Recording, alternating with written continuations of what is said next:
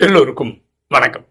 இன்னைக்கு நம்ம பார்க்கக்கூடிய சப்ஜெக்ட் சாந்தி தாமம் காலி ஆகிறதா பார்ட் 2.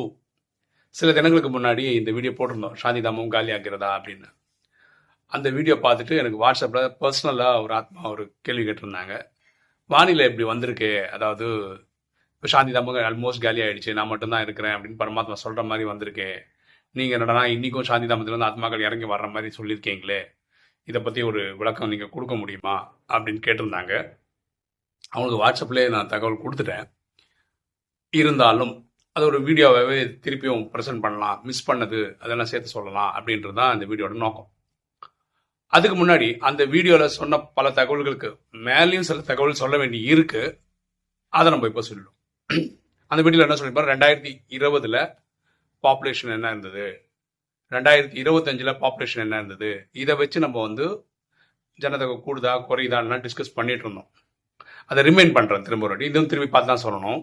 2020 போல இந்த பாப்புலேஷன் 3,92,092 வச்சுக்கோங்களேன், ரஃபா இருந்தது. இது ஒரு நாள் பிறக்கிறவங்க. அதே 2025 என்ன ஆச்சுன்னா அது 3,62,000 ஆயிடுச்சு. அப்படின்னா என்ன அர்த்தம், குறைஞ்சிருக்குன்னு அர்த்தம். ஒரு 30,000 எண்ணிக்கையில குறைஞ்சிருக்கு ஒரு நாள்ல குழந்தைகள் பிறக்கிறது. இதை வச்சுதான் நம்ம அந்த வீடியோல என்ன சொன்னோம்னா, சாந்தி தாமத்திலிருந்து வர்றவங்களோட எண்ணிக்கை குறையுது அப்படின்னு சொல்றோம். இப்போ சாந்தி தாமத்திலிருந்து ஆத்மாக்கள் வரவே கூடாது அப்படின்னா அங்க இல்லவே இல்லைன்னா தான் வரமாட்டாங்க, கரெக்டா? அது வராங்களா இல்லையான்னு எப்படி சொல்ல முடியும்? அது எப்படி சொல்ல முடியும்னா, இன்னைக்கு பொதுவா பிறக்கிறவங்க எண்ணிக்கையும் இறக்குறவங்க எண்ணிக்கையும் ஈவனாக இருக்குன்னு வச்சுக்கோங்க, ஸ்மூத்தாக சேமாக இருக்குன்னு வச்சுக்கோங்களேன். அப்படின்னு என்ன, அங்கேருந்து யாரும் வரல, இறக்குறவங்களே தான் திரும்ப திரும்ப பிறக்கிறாங்க அப்படின்னு நம்ம கணக்கு எடுத்துக்கலாம். ஆனால் அதுக்கும் நம்ம டிஃப்ரென்ஸ் ஒன்று சொன்னோம். 2020 பிறப்புக்கும் இறப்புக்கும் உள்ள டிஃப்ரென்ஸ் 2,42,000 சில்லற, ஓகேவா? 2,42,000 சில்லற. அதே 2025 பர்த்துக்கும் டெத்துக்கும் உள்ள டிஃப்ரென்ஸ் 1,89,000 சில்லற, ஓகேவா? அப்போ இதுக்கு டிஃபரன்ஸ் என்ன, கிட்டத்தட்ட பார்த்தீங்கன்னா ஒரு 50,000 குறையுது. இதனால தான் நான் என்ன சொல்றேன்னா, 2020 ஒரு நாளுக்கு இவ்வளோ பேர் இறங்கி வராங்களா, அதை விட இப்போ 2025 50,000 பேர் குறைவா வராங்க சாந்தி தாமத்திலிருந்து. அப்படின்னு என்ன, என்னைக்கு அங்கே குறைஞ்சினே இருக்கிறதுனால தான் எனக்கு குறையுது. இதை யோசிக்கணும்ல. இப்போ ப்ராக்டிக்கலா பேசுவோம். இது ஒரு சயின்ஸ் நான் பார்த்தேன், ஒரு கால்குலேஷன் போட்டு பார்த்தேன். இன்னைக்கு 2025 போல நம்ம பூமியோட பாப்புலேஷன் 800 கோடி அப்படின்னு வச்சுப்போமே. இப்போ 2026 எவ்வளோ இருக்கும்? அதுக்கு என்ன கால்குலேஷன் சொல்றாங்கன்னா, வருஷத்துக்கு 0.85% அந்த கணக்கில் ஜனத்தொகை கூடுது அப்படின்னு சொல்றாங்க. அப்படின்னா 2026 போல ஒரு 8 கோடி கூடி இருக்கும். அப்படின்னா என்ன, 800 கோடியா இருந்தது 808 கோடியா ஆகும். இந்த லட்சணத்துல போனா 2036 எவ்வளோ ஜனத்தொகை இருக்கும் அப்படின்னு திருப்பி ஒரு கேள்வி கேட்டிருந்தேன். இதெல்லாம் நான் ChatGPT தான் கேட்டு கண்டுபிடிச்சேன். அது என்ன சொல்லுதுன்னா 878 அப்படி இருக்கும் அப்படின்னு சொல்லுது.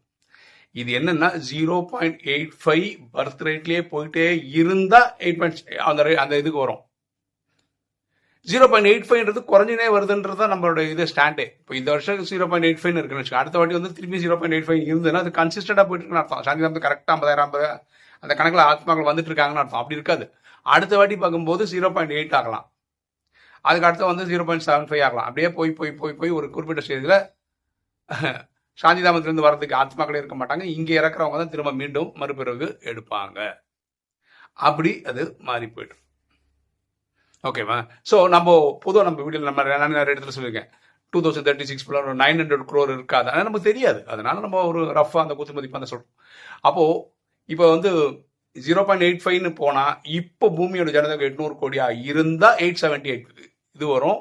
0.85 பர்த் ரேட்டாவே இருந்ததுன்னா ஸோ எங்க போய் நிக்கலாம்னா அது அங்கே போகாது இல்லையா, அது குறையதானே செய்யும். ஒரு 850 வரைக்கும் வரலாம் அப்படின்றது என்னுடைய தனிப்பட்ட கருத்து, சரியா?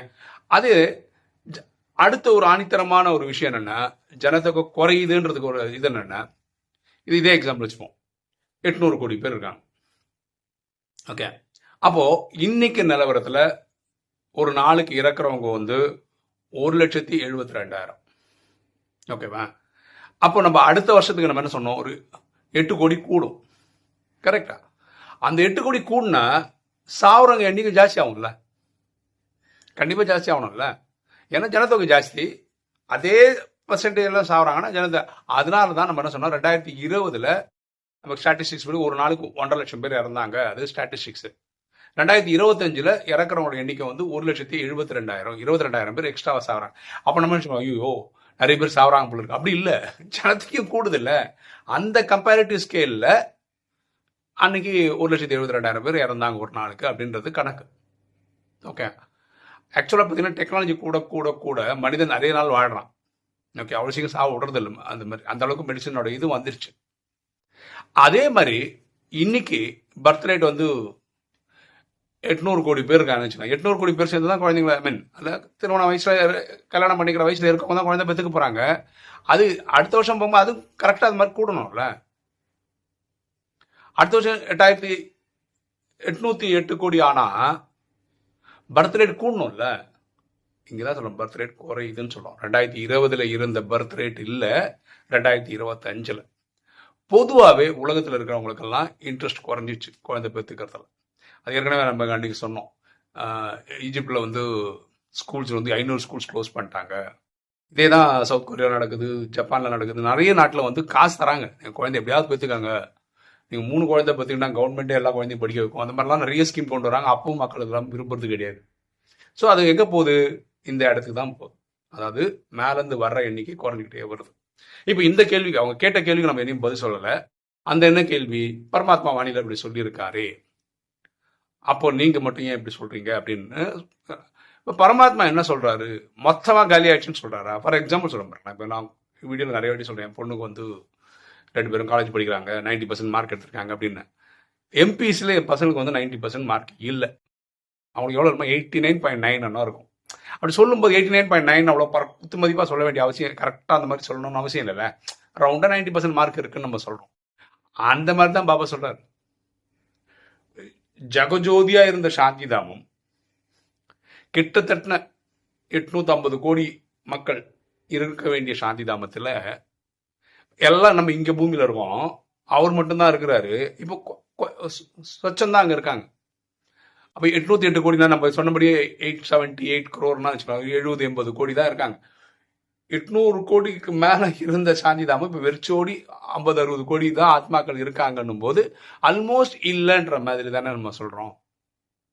இதை தான் பாபா சொல்கிறார். இது பாருங்களேன், பாபா வானிலை சில விஷயங்கள் மேலோட்டமாக தான் சொல்லுவார், ரொம்ப பர்ஃபெக்டாக சொல்லவே மாட்டார். என்ன சொல்ல மாட்டாருன்னு, ஒரு பிறவி எடுக்கிறவங்க இருக்காங்க அப்படின்னு சொல்லியிருக்காரு, நிறைய வானிலை சொல்லியிருக்காரு. ஆனால் என்னன்னா, அந்த ஒரு பிரிவு எடுக்கிறவனோட ஆயுஸ் என்னன்னு சொன்னாரா? அவன் வந்து 60 வருஷம் வாழ்வான் அப்படின்னு தான் சொன்னாரா? சொல்லலையே. ஒரே ஒரு பிறவி எடுப்பான்னு தான் சொன்னான். அந்த ஒரு பிறவின்றது ஒரு நாளாக கூட இருக்கலாம். காலம்பரம் பிறந்து சாயந்தரம் ஜட்ஜ்மெண்ட் ஆகி வீட்டுக்கு போகிற மாதிரியும் இருக்கலாம் இல்லையா? அதுலேயே அவன் சதோ ரஜோத்தமோ 3 வந்து போகிற மாதிரி இருக்கலாம் இல்லையா?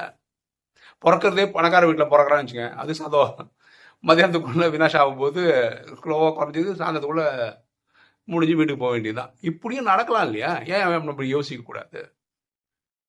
ஸோ என்னுடைய பார்வையில் இது குறைஞ்சு போகும்போது கிட்டத்தட்ட ஒரு அடுத்த வரங்களா 0.85% இன்க்ரீஸ் ஆகுது இல்லை?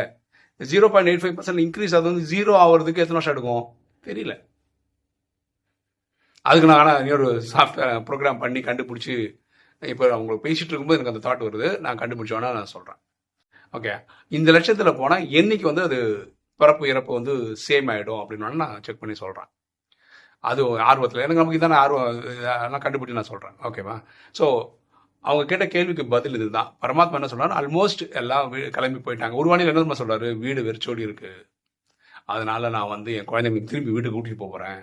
என் பசங்க சந்தோஷமாக இருக்கான்னு பார்த்தா மாயக்கிட்ட மாட்டி கஷ்டப்படுறாங்க. என் குழந்தைங்க கஷ்டப்படுறத பார்க்க எனக்கு மனசு செகிக்கல. அதனால தான் நான் வந்து என் பசங்களுக்கு வந்து ராஜயோகம் கற்றுக் கொடுக்குறேன். மண்மனா பவத்தை நீ ஆத்மாவனை உணர்ந்து ஆத்மா தந்தை அன்பா நிர்வகிச்சது ஆத்மாவில் பாவம் போகும்னு சொல்லி கொடுத்து பாவத்தை அழிக்கவும் வச்சு 100க்கு 100 பாஸ் ஆக்கி கூட்டிகிட்டு போகிறேன். எல்லாரும் பாஸ் ஆகணும். நான் கடைசி ஜட்ஜ்மெண்ட் அன்னைக்கு வரும்போது சாந்தி தாமா விரிச்சோடி இருக்கும், பாக்கி எல்லாருமே இங்கே இருப்பாங்க. இப்போ புரிஞ்சுங்களா ஏன் ஜட்ஜ்மெண்ட்டே நடக்கலன்னு? பைபிள் கூட தான் சொல்லுது ஜட்ஜ்மெண்ட்டே இருக்குது, ஜட்ஜ்மெண்ட்டே இருக்குன்னு. ஏன் ஜட்ஜ்மெண்ட்டே இனியும் வரல? இனியும் அங்கே இருக்காங்கல்ல, எல்லாரும் வந்துட்டா அவங்க எல்லாரும் இங்கே வந்தால் கூட நம்ம எல்லாம் ரெடி ஆகணும்ல, சத்தியகுத்திரையில் போகிற மாதிரி எல்லாம் ஈவனாக நடக்குங்க, கவலைப்படாது. சரியா? ஸோ அவங்க கேட்ட கேள்விக்கு நான் பதில் சொல்லிட்டேன் அப்படின்னு நினைக்கிறேன். நான் அந்த வீடியோவில் சொல்லாத சில கேள்விகளுக்கான ஆன்சரும் இந்த வீடியோவில் நான் திரும்பி அடுத்து ரிசர்ச் பண்ணதுனால சொன்னேன். ஸோ இதுதான் அதோடைய அர்த்தம், புரிதல். ஓகேவா? ஒரு தகவல், இன்னைக்கு வந்து என்னுடைய திருமண நாள், 23வது ஆனிவர்சரி. 2007 எனக்கு கல்யாணம் ஆயிடுச்சு. இப்போ 2025 இருக்கும். ஸோ இவ்வளோ நாளாக இவ்வளோ தூரம் வந்திருக்கோம். என் மனைவி வந்து உண்மையாக சொல்ல போனால் பாக்கி எல்லா வீட்லேயும் வந்து இந்த மாதிரி ஒருத்தர் மட்டும் ராஜயோகம் ப்ராக்டிஸ் பண்ணால் ஒருத்தர் ராஜயோகம் ப்ராக்டிஸ் பண்ணலை. என் ஒய்ஃபு 7 days கோர்ஸ் முடித்தாங்க. நான் என்ன மாதிரி ஆக்டிவ் எல்லாம் கிடையாது. ஆனால் வந்து நான் 9 வருஷமாக யூடியூப் ஸ்பேஸில் இருக்கேன். 365 நாள் வீடியோ போட்டிருக்கேன்னா ஒரு நாள் கூட அவங்க எந்த தடங்களும் எனக்கு பண்ணது கிடையாது. ஸோ அது வரைக்கும் ரொம்ப உறுதுணையாக இருக்காங்க. நான் பண்ணுற ஸ்ரீமத், நான் ஃபாலோ பண்ணுற ஸ்ரீமத்துக்கு எல்லாத்துக்கும் உதவியாகவும் இருக்காங்க. ஸோ அவங்களுக்கு மிக்க நன்றி இந்த நாளுக்கு. இது வரைக்கும் நாங்கள் கடந்து வந்ததுக்கு இறைவனுக்கும் நன்றி. நீங்கள் இறைவனை கனெக்ட் பண்ணும்போது எங்களை ஆரோக்கியத்துக்காகவும் சுபிட்சமான வாழ்க்கைக்காகவும் நீங்கள் கனெக்ட் பண்ணிங்கன்னா ரொம்ப சந்தோஷம். ஓகே, இன்னைக்கு வீடியோ உங்களுக்கு பிடிச்சிருன்னு நினைக்கிறேன். பிடிச்சா லைக் பண்ணுங்கள், சப்ஸ்கிரைப் பண்ணுங்கள், ஃப்ரெண்ட்ஸ் சொல்லுங்கள், ஷேர் பண்ணுங்கள், கமெண்ட்ஸ் போடுங்க. தேங்க்யூ.